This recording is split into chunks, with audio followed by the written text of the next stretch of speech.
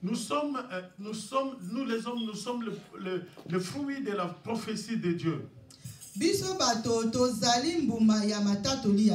Chacun de nous a reçu une prophétie du Seigneur. Même ton arrivée sur la terre, tu n'es pas un produit d'hasard. Dieu a prévu quelque chose, Dieu a dit quelque chose pour toi. Pour que l'homme existe, la Bible dit que Dieu avait dit ceci: créons l'homme à notre image, à notre ressemblance. Mais Dieu, l'homme n'était pas encore là. C'est Dieu qui prononçait, il prophétisait de l'existence de l'homme sans que l'homme soit là. Je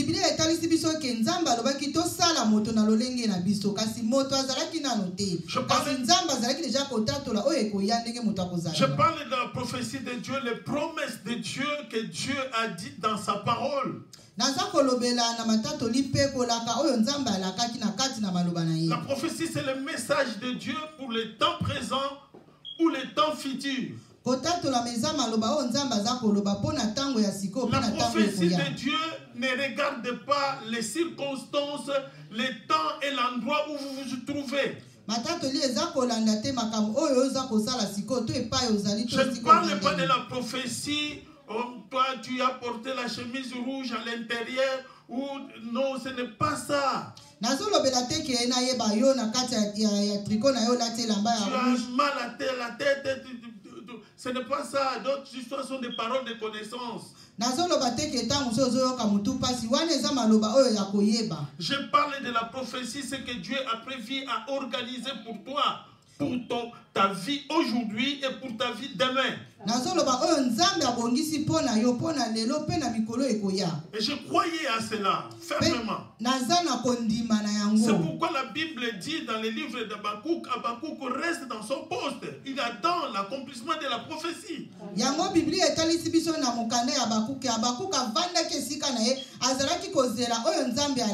La prophétie peut prendre le temps, mais son accomplissement, c'est Dieu qui tient ça entre ses mains. Amen.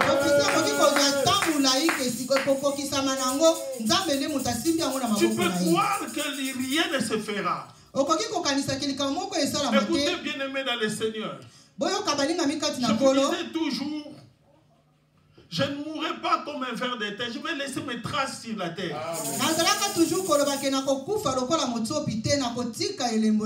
Je ne savais pas que Dieu allait ouvrir une grâce à moi d'écrire des livres. Maintenant, je suis en train d'écrire les livres. Je ne sais même pas comment cela arrive. J'écris des livres. Je suis au 4e livre.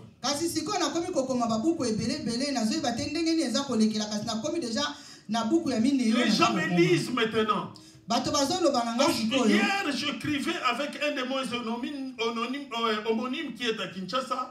Le fils de mon ami que nous avons travaillé ensemble, il m'avait dit que quand je rentrerai au Congo, comme toi tu voyages, comme ça je donnerai mon fils ton nom. Parce qu'il a été impacté par mon ministère, la grâce de Dieu. Hier, je causais avec lui, avec le petit garçon. Puisqu'il a eu son diplôme d'État, il m'expliquait maintenant que j'ai eu 62%. Qu'est-ce que tu en dis, tout ça. Il me demandait un cadeau, je lui ai dit, ces derniers temps, je suis un peu, c'est un peu difficile puisque je dois imprimer un deuxième livre.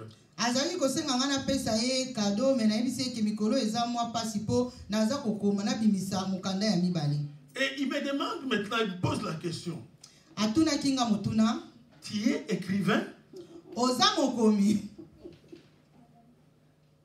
Je ne lui ai pas directement répondu comme ça. Je lui ai dit c'est la grâce de Dieu, tout est grâce. Et un jour encore, quand j'ai écrit le premier livre, et mon fils Enoch a pris le livre, il a regardé. Il m'a regardé. Il dit, tu es devenu un auteur? Je lui ai regardé. Je dis c'est la grâce de Dieu. Écoutez-moi, bien-aimé. Dans ce livre que j'avais écrit, j'ai expliqué quelque chose de très important. Vous n'êtes pas de bons alliés sur la terre.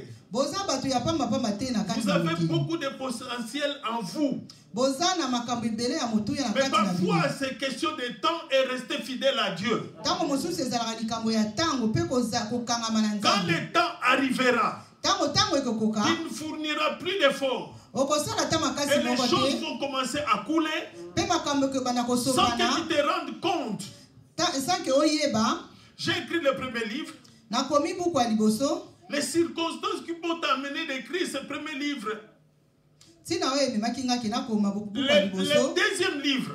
Quelle était la circonstance qui m'a amené d'écrire le deuxième livre? J'avais un enseignement que je donnais aux gens que je devais baptiser. Alors, lors de notre déménagement, les enfants ont jeté, puis c'était un ancien agenda de 1993. J'avais écrit cet enseignement à Luanda, en 93-93.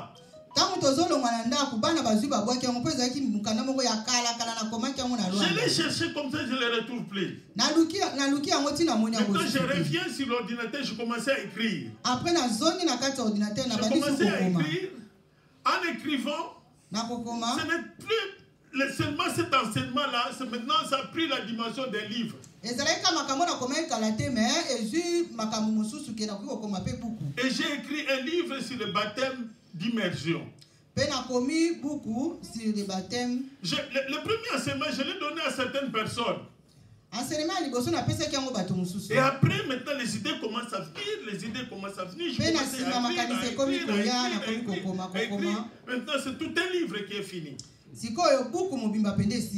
Dieu me fait grâce et que je trouve les possibilités, ce livre sera imprimé en français, en anglais, et les gens commencent à me conseiller de le faire encore en allemand.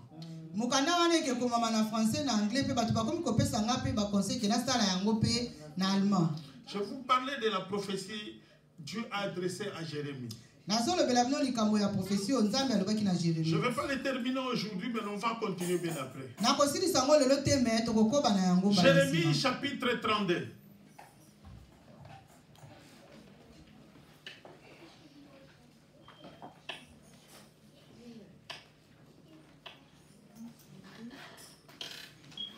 Lisez premièrement le premier verset.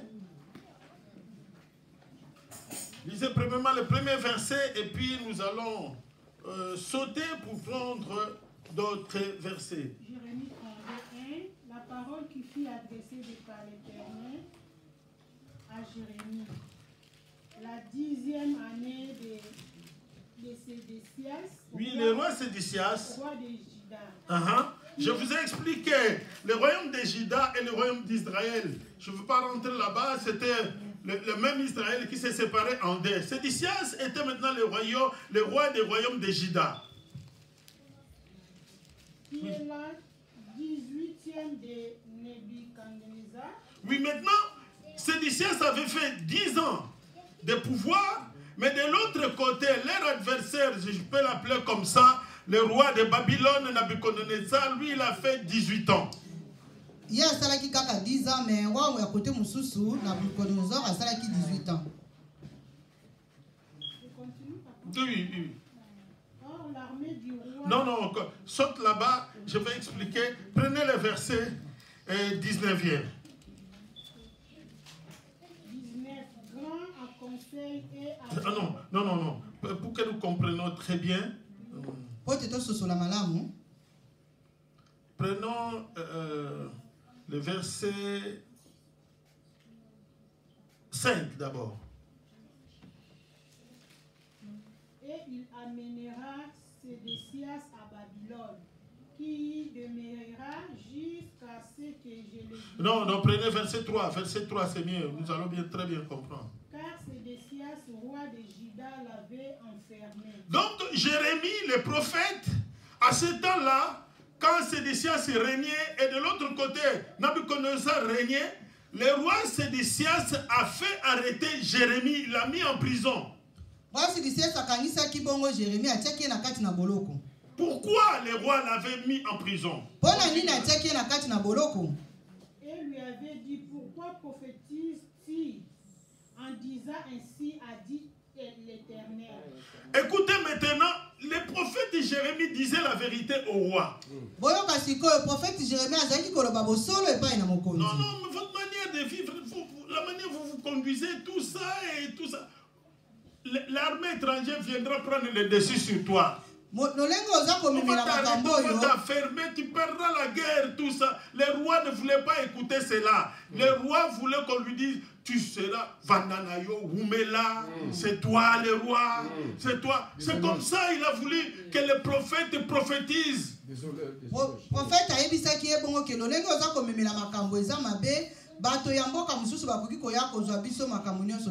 Très souvent même dans nos églises, la Bible dit que les gens dans les derniers temps, les gens voudront écouter ce qui fait leur plaisir.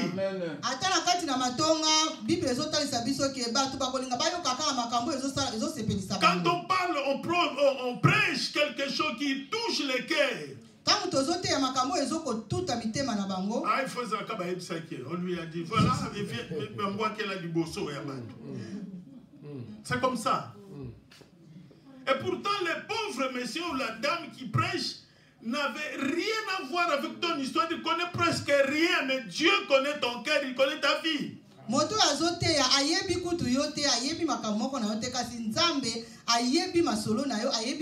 C'était le comportement de Sédécias. Oui, tu es prophète de Dieu, je suis prophète de Dieu, mais oui. Mais pourquoi toi, quand tu prophétises, tu dis que des choses très mal pour moi? Pourquoi?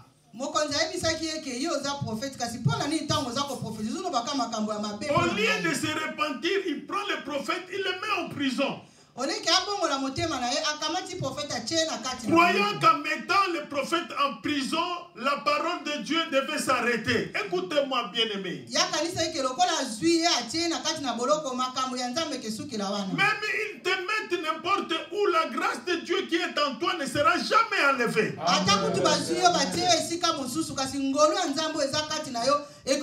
Même en prison, la grâce de Dieu qui était ici, Joseph a commencé à continuer à travailler jusqu'à son temps. Amen.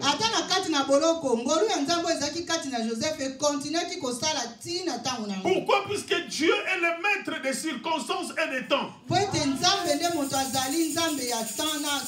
Les prophéties sont des messages de Dieu qui sont annoncés, qui peuvent être interprétés dans les temps et dans les circonstances. Bien-aimés dans le Seigneur, que vous ne soyez pas ébranlés à cause des circonstances qui vous entourent, où vous vous retrouvez. Il a été jeté en prison, malmené là-bas.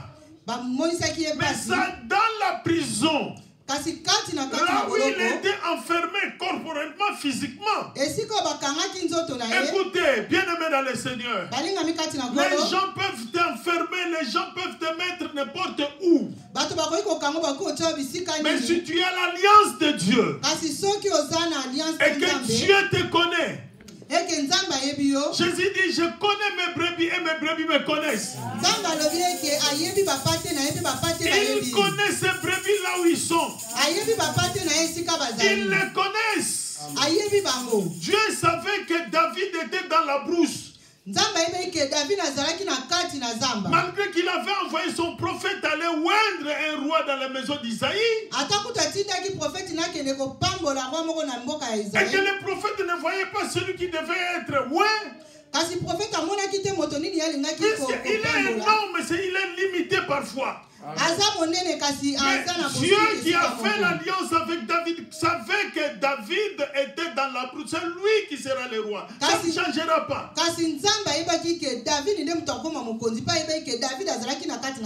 Alléluia. Alléluia. Bien-aimé dans le Seigneur, le prophète finira par poser la question, est-ce qu'il n'y a pas un autre enfant?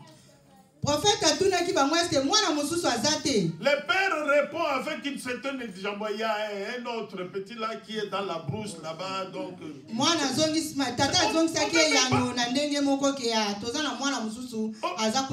même pas attention à lui. C'est un petit berger qui doit rester derrière les animaux. Oui, les gens peuvent te considérer comme ça. Les gens peuvent croire que tu es comme ça. En réalité, ce que Dieu a dit de toi, ce que Dieu a préparé de toi, ce n'est pas ce que les gens disent de toi. Je suis ce que Dieu a dit de moi. Je ne sais pas ce que Dieu a dit et des hommes disent de moi. J'ai parlé avec quelqu'un sur Internet. Il m'a dit, mais ça ici, mais comment tu as écrit comme ça, tu m'as dit ça. Je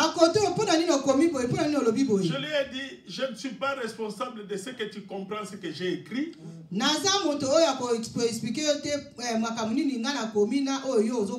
tu interprètes de ce que j'ai écrit. Si tu veux comprendre ce que j'ai écrit, pose-moi la question. Je suis le responsable de ce que j'ai écrit, mais ce que tu interprètes, c'est toi qui es le responsable. Écoutez, les gens te regardent, les gens te déterminent. Les gens disent de toi ceci ou cela. Mais bien aimé dans le Seigneur, ce que Dieu a dit de toi, ce que Dieu a préparé pour toi, n'est pas ce que les hommes disent de toi. Le roi voyait Jérémie comme un prisonnier. Mais Dieu voyait Jérémie comme son canal pour passer la prophétie à Israël. Un canal de bénédiction même pour le peuple d'Israël. Écoutez bien aimé dans le Seigneur. Tu peux être le canal de bénédiction de plusieurs. Tout à l'heure quand on sortait pour venir à l'église, maman m'expliquait un tout petit peu quelque chose. Je lui ai dit ceci. Un leader qui n'influence pas, ce n'est pas un leader. Je vous dis, le leader, c'est un influenceur. C'est pourquoi le groupe, comme nous sommes ici, l'église, que ce soit un pays, la première personne qu'on doit interroger, si le pays, c'est le président. Quand on va identifier ce que le président pense, ce que le président dit, on va directement conclure ce que le peuple sera.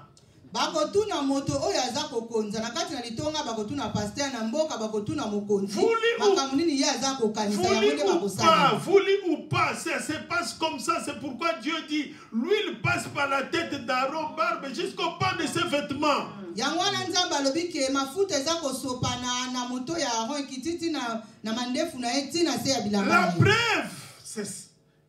La preuve, Pierre a voulu se cacher. La femme lui a dit, mais tu n'as pas à te cacher, même ta façon de parler.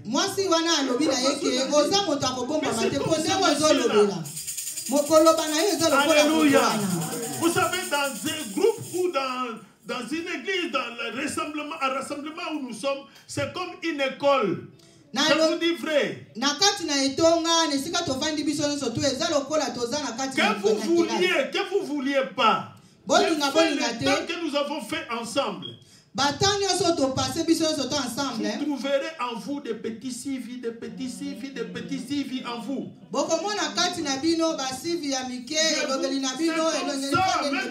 Même si vous dites, ah non, c'est comme ça, c'est comme ça.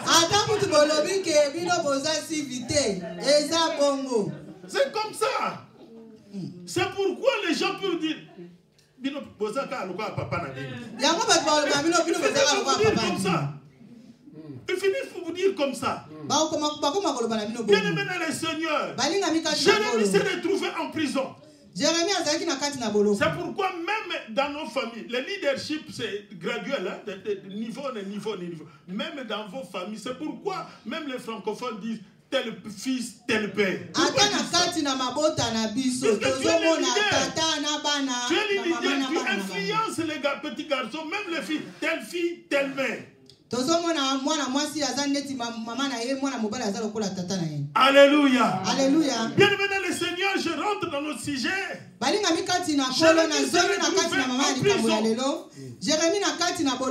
vous continuez à lire là-bas, vous verrez que c'est dans la prison où Dieu vient intervenir. Il donne la prophétie à Jérémie. Il dit à Jérémie d'acheter les champs. Il est dans la prison. Il dit qu'il achète les champs. Commençons au verset 6e. Jérémie donc dit: la parole de l'Éternel m'a été adressée en disant: voici Anaméel, fils de Saloum, ton oncle qui vient vers toi pour te dire: achète-toi mon champ. Dans la prison. Mais maintenant, c'est son oncle qui vient. Dieu lui prophétise, il dit que attends, là où tu es dans la prison là. Il dira: achète mon champ. Écoutez bien dans le Seigneur. Dans la prison, tu as ce qui passe d'abord dans ta tête de sortir de la prison. Mais Dieu ne parle pas à Jérémie qu'il viendra te faire sortir de la prison. Il dit: tu achèteras les champs. Continue un peu. Mon champ qui est à Anatole, car tu as les droits de retrait lignagés pour les racheter. Dans d'autres versions, il dit: tu as les droits de rachat. Jérémie était dans la prison. Mais selon leur organisation familiale, comme la culture, tout ça, il avait le droit de racheter les champs de son oncle. Ces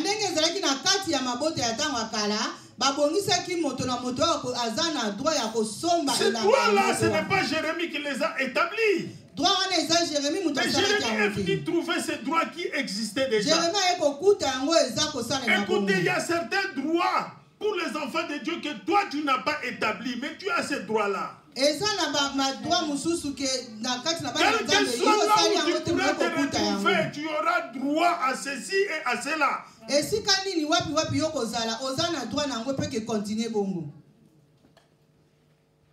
Oui, continue. 8. Anaméel, donc fils de mon oncle, vint à moi selon la parole de l'Éternel. Selon la parole de l'Éternel. Dans la cour de la prison. Il entre en prison. Maintenant, même ce monsieur qui vient en prison, il ne sait pas qu'il vient selon la prophétie de Dieu. Écoutez, il y a certaines personnes que Dieu vous amènera pour votre bénédiction. Ils ne savent pas qu'ils sont conduits par l'Esprit de Dieu, l'accomplissement de la prophétie de Dieu. Il y a certains chefs qui peuvent venir vous donner la possibilité d'avoir la promotion sans qu'ils sachent que Dieu a dit que je bénirai mes enfants, vous servirez l'Éternel. Et lui, il est utilisé comme un canal pour accomplir ce que Dieu a dit pour ta vie. Le monsieur s'amène en prison sans savoir qu'il est l'accomplissement de la prophétie de Dieu. Jérémie n'est pas en prison. Dieu lui a parlé en prison. Et l'autre était dans la cité. Écoutez, bien aimé, que l'apparence ne vous trompe pas. Ne soyez pas trompés par l'apparence, c'est que vous voyez les circonstances qui défilent. Ne perdez pas espérance. Je suis en train d'écrire le 3e livre, La puissance de l'espérance. Celui qui n'espère rien n'aura rien. Quelles que soient les circonstances qui se dressent devant toi, ne perds pas l'espérance. Quand la Bible dit ceci, c'est l'espérance qui triomphe le monde. L'espérance triomphe du monde. La foi, la Bible dit la foi est une ferme assurance de ce qu'on espère. Ce n'est pas n'importe quoi, ferme assurance comme ça. Non. Nous devons d'abord avoir l'espérance de cela. Et en espérant ça, vous verrez après la démonstration de ce que vous espérez. Le Messie est conduit par la prophétie de Dieu jusqu'en prison. Alléluia. Bien-aimés dans le Seigneur, vous aurez d'autres faveurs que vous n'avez pas fourni d'efforts. C'est puisque Dieu vous aime, puisque Dieu vous a choisi, le Seigneur Jésus vous a mis à part. C'est alors qu'il viendra accomplir ce qu'il a préparé pour vous. Son oncle s'amène jusqu'en prison. Il commence à conclure le marché avec Jérémie en prison. Lisez un peu, si vous lisez, bon, le temps est avancé, je dois rapidement, c'est l'introduction. Maintenant, ils ont commencé à conclure le marché. En faisant ce marché, on fait un contrat. Jérémie appelle les témoins. Écoutez, nous avons un grand problème, surtout nous les Africains. Nous faisons certains marchés sans contrat, sans témoin, rien.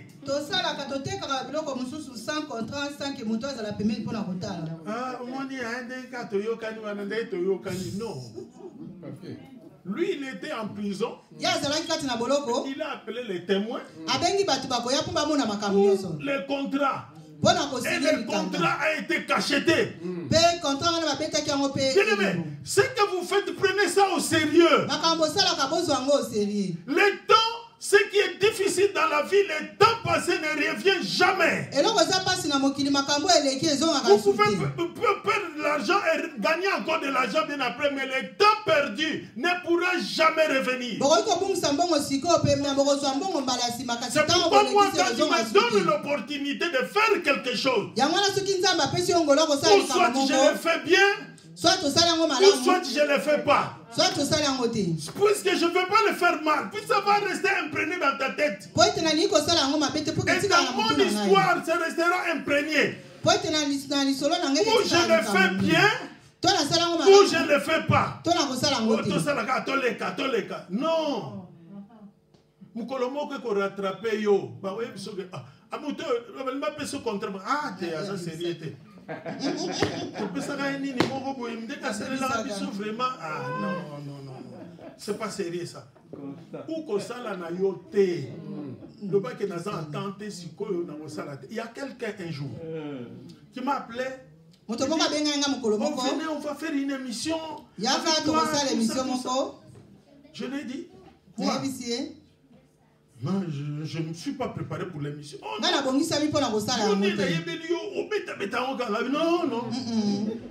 non.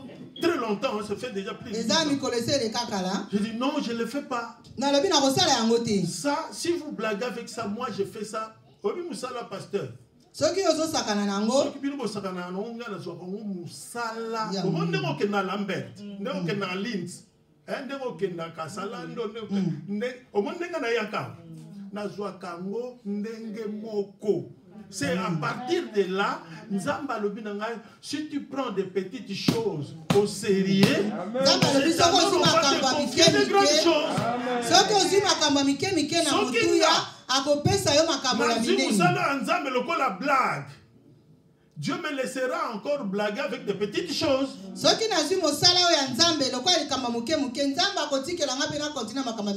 croyez que je suis le seul prédicateur ici? Non. Mais à l'heure qu'il est là, il y a une invitation au Burkina, il y a une invitation au Ghana, une invitation à Côte d'Ivoire, une invitation à Cape Town. Qui je suis moi? Qu'est-ce que j'ai de spécial? Quoi? C'est seulement les maîtres de la moisson. Quand il voit que ce que tu fais, tu le fais bien et que tu donnes le fruit, c'est alors qu'il peut t'ajouter encore.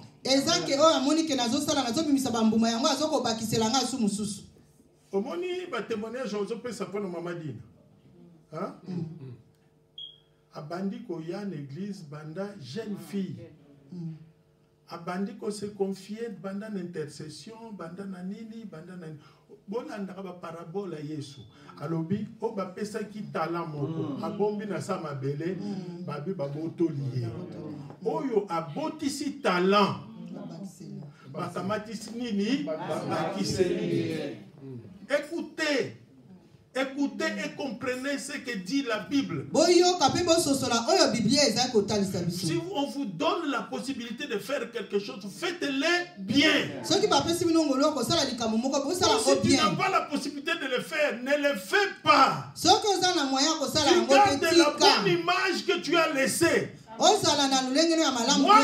j'ai étudié, j'ai fait le marketing. On nous a dit les produits se vendent parfois par image.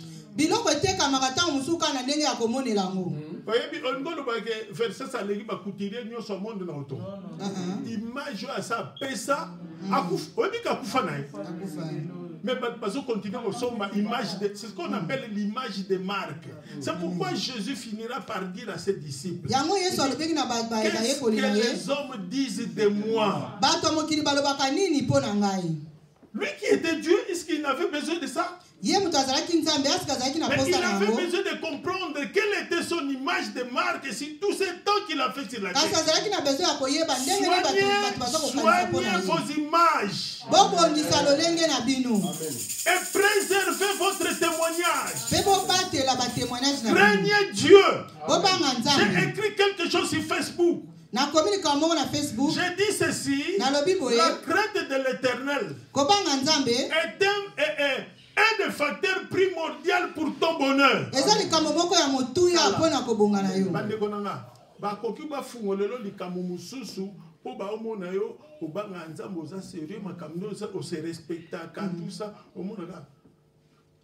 J'avais quelque chose, mais je pense que toi, tu pourras le faire mieux.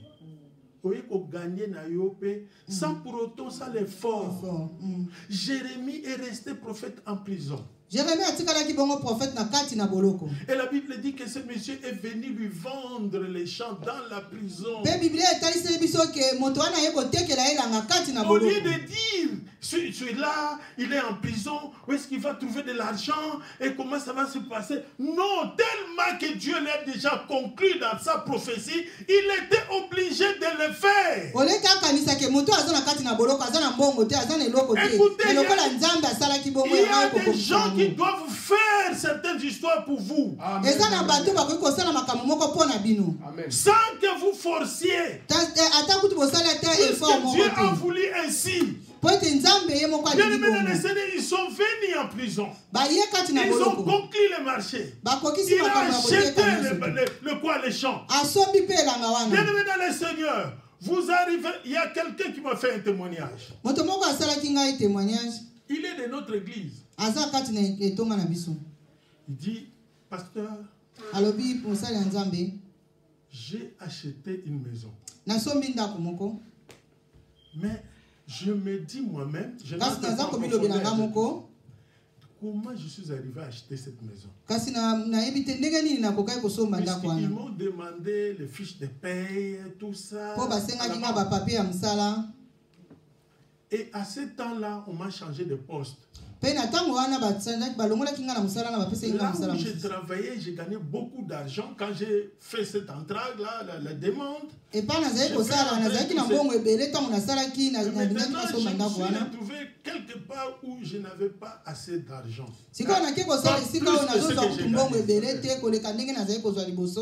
Au lieu que ces gens-là me demandent encore des fiches de paie, de nouvelles. Ils se sont limités aux anciennes fiches de paye là. Maintenant, il me fait réfléchir. Dit, j'ai directement compris que l'action de grâce que j'avais fait à l'église, il avait donné beaucoup d'argent. Au bureau, il dit, je donne cet argent comme action de grâce qu'on ajoute là-bas, qu'on paye le loyer, patati patata, tout ça. Et j'ai prié pour elle. Et elle m'a dit, je comprends que cet acte que j'avais posé avait influencé même les banquiers de ne plus regarder. Et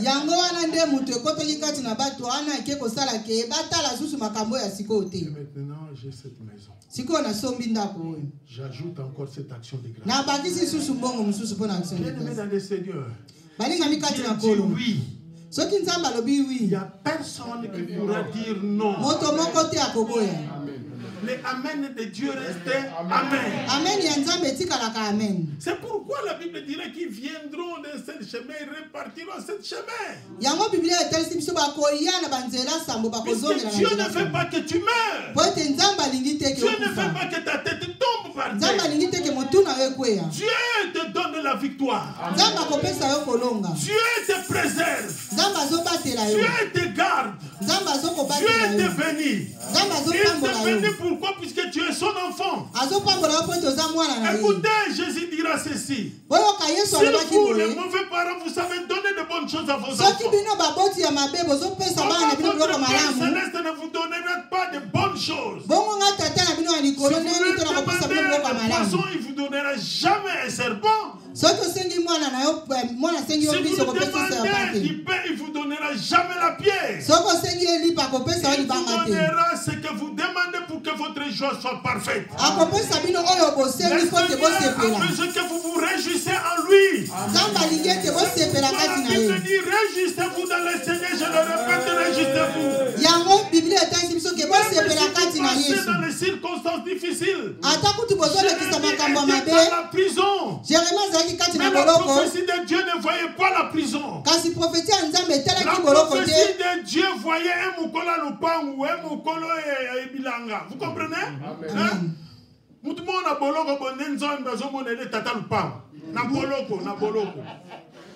Vous comprenez? Na boloko me tata lupa. Na boloko mukolela.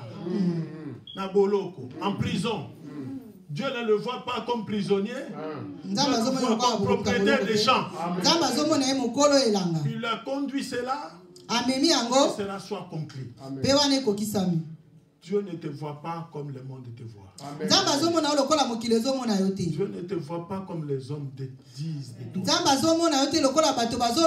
C'est pourquoi la famille, je vais terminer par ici, la famille de Lazare. Voyez Lazare, quelqu'un pourri.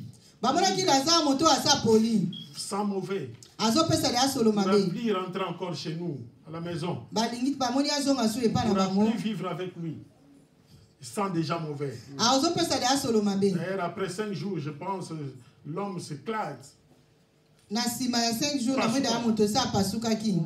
3 jours. Après 3 jours, oui. Décomposition pour gaz, c'est pourquoi la famille de Lazare dira qu'il sent déjà mauvais. C'est une pourriture. Mais Jésus voyait quelqu'un qui dormait. Les autres disaient que c'est une pourriture. Mais Jésus voyait quelqu'un qui vivait, qui dormait. Écoutez, selon les témoignages de maman Francine, nous l'avons vu. Quand nous sommes allés, nous avons vu papa. Si vous les regardez, vous ne donnerez pas de pronostic d'un jour de vie. Vous ne donnerez pas ce pronostic-là. Puisque les yeux sont comme ça. Il ne bouge pas. Il ne fait rien. Sauf qu'il respire. Et on le regardait comme ça. Au moment les gens pouvaient voir autre chose. Dieu voyait quelqu'un qui allait se coiffer lui-même. Après quelques jours, il allait se coiffer lui-même. Mais dans nos yeux, c'est quelqu'un qui n'a pas assez de pronostics. Donc, ne crois pas toujours à ce qui frappe aux yeux. Le royaume de Dieu ne vient pas de manière à frapper les regards. Vous comprenez? Le royaume de Dieu ne vient pas de manière à frapper les regards. C'est pourquoi Dieu n'a pas suivi cela avec le prophète Élie plutôt. Les sensationnels. Non, c'est les sensationnels. Quand vous voyez la terre trembler, ah, certainement Dieu va agir maintenant.